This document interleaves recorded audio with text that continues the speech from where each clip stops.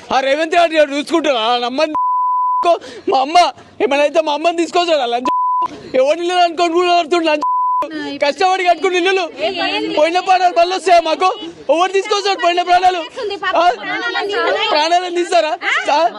వాళ్ళమ్మ చచ్చిపోతూ ఊకుంటా అమ్మని రేవంత్ రెడ్డి గారు చూడు మా అమ్మ ఎంత బాధపడుతుంది చూడండి.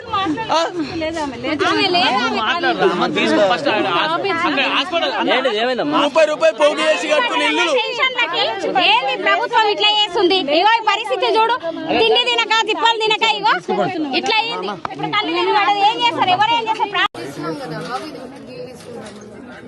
వీడియోగ్రాఫర్ బాబు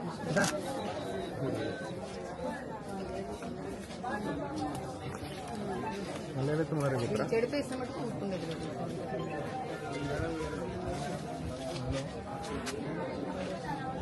చాలా